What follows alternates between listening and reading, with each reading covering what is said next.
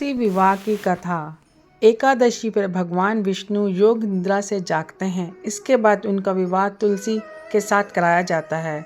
इस साल तुलसी विवाह 24 नवंबर को है। दिवाली के ठीक 10 दिन के बाद देव उठनी एकादशी या देव उठानी 11 का व्रत रखा जाता है। कहा जाता है देव उठनी एकादशी पर भगवान विष्णु योग निद्रा से जागते हैं और इसके बाद उनका विवाह तुलसी के साथ किया जाता है। इस साल तुलसी 24 नवंबर को है और जो लोग इसको विवाह को कराते हैं यानी कि उनके जजमान बनते हैं, उनके घर में सुख समृद्धि की प्राप्ति होती है। और जिनके घर के अंदर कन्यादान जो नहीं कर पाते, जिनकी बेटी नहीं होती, वो उस दिन कन्यादान का भी ये फल प्राप्त कर सकते हैं। तो देव उठनी एकादशी पर कन्यादान करना, तुलसी जी के विवाह पर तुलसी जी का विवाह करवाना बहुत बड़ा पुण्य कहा जाता है। जी और शालिग्राम जी के विवाह की कथा। एक बार शिवजी ने अपने तेज को समुद्र में फेंक दिया। उसमें एक महातेजस्वी बालक ने जन्म लिया।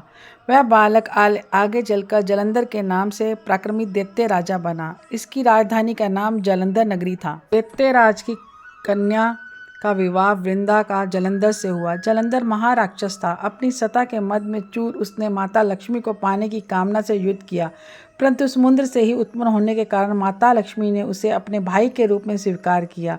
वहां से पराजित होकर वह देवी पार्वती को पाने की लालसा से कैलाश पर्वत पर गया। भगवान देवाधिदेव शिव का ही रूप धरकर माता पार्वती के समीप गया, परंतु माँ ने अपने योग बल से उसे तुरंत पहचान लिया तथा वह वहां से अंतर्ध्यान हो गई। देवी पार्वती ने क्रुद्ध होकर सारा वृत्तांत भगवान विष्णु को सुनाया। जालंधर की पत्नी वृंदा अत्यंत पतिव्रता स्त्री थी। उसी के पतिव्रत धर्म की शक्ति से जालंधर ना तो मारा जाता और ना ही पराजित होता। इसलिए जालंधर का नाश करने के लिए वृंदा के पतिव्रत धर्म को भंग करना बहुत आवश्यक था। इसी कारण भगवान विष्णु ऋषि का वेश धारण कर वन में जा पहुंचे, जहां वृंदा अकेली भ्रमण कर रही थी। भगवान के साथ 2 मायावी राक्षस भी थे, जिन्हें देखकर वृंदा भयभीत हो गई। ऋषि ने वृंदा के सामने पल में दोनों को भस्म कर दिया। उनकी शक्ति देखकर वृंदा ने कैलाश पर्वत पर महादेव के साथ युद्ध कर रहे अपने पति जालंधर के बारे में पूछा। ऋषि ने अपना माया जाल से 2 वानर प्रकट किए। एक वानर के हाथ में जालंधर का सिर तथा दूसरे हाथ में धड़। अपने पति की यह दशा देखकर वृंदा मूर्छित होकर गिर पड़ी। होश में आने पर उन्होंने ऋषि रूपी भगवान से विनती की और कहा, हे ऋषिराज, आप मेरे पति को कृपा करके जीवित कर दें। भगवान ने अपनी माया से पुनः जालंधर का सिर धड़ से जोड़ दिया, परंतु स्वयं भी उसी शरीर में प्रवेश कर गए।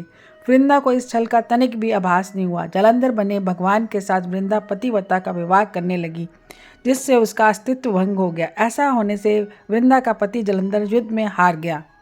इस सारी लीला का जब वृंदा को पता चला तो उसने क्रुद्ध होकर भगवान विष्णु को हृदयहीन शिला होने का श्राप दे दिया।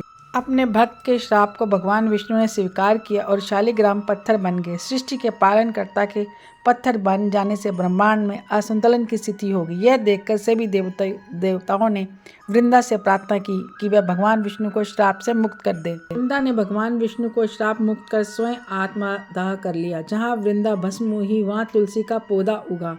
भगवान विष्णु ने वृंदा से कहा, हे वृंदा, तुम अपने अस्तित्व के कारण मुझे लक्ष्मी से भी अधिक प्रिय हो गई। अब तुम तुलसी के रूप में सदा साथ रहोगी। तब से हर साल कार्तिक के महीने में देव उठानी एकादशी का दिन तुलसी विवाह के रूप में मनाया जाता है। भगवान विष्णु ने कहा, जो मनुष्य मेरे शालिग्राम रूप के साथ तुलसी जी का विवाह कराएगा, उसे इस लोक और परलोक में विपुल यश प्राप्त होगा। उसी जालंधर दैत्य की यह भूमि जालंधर नाम से विख्यात है। सती वृंदा का मंदिर मोहल्ला कोट किशनगंज में स्थित है और कहते हैं इस स्थान पर एक प्राचीन गुफा भी है जो सीधी हरिद्वार तक जाती है। सच्चे मन से 40 दिन तक सती वृंदा देवी के मंदिर में पूजा करने से सभी मनोकामनाएं पूर्ण होती हैं। घर में तुलसी माता की पूजा होती है, वहाँ यम दूत कभी नहीं आता। मृत्यु के समय जिनके प्राण मंजरी रहित तुलसी और गंगा जल मुख में रख कर निकल जाते हैं, वह पापों से मुक्त होकर बैकुंठ धाम को प्राप्त होते हैं। जो मनुष्य तुलसी व आंवलों की छाया में अपने पितरों का श्राद्ध करते हैं, उनके पितृ मोक्ष को प्राप्त हो जाते हैं। तो ये थी दोस्तों तुलसी विवाह की व्रत कथा।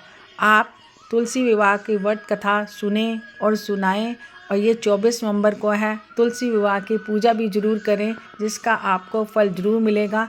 आपके घर में सुख संपत्ति और धन की कभी कमी नहीं रहेगी। जय तुलसी माता, जय शालिग्राम जी।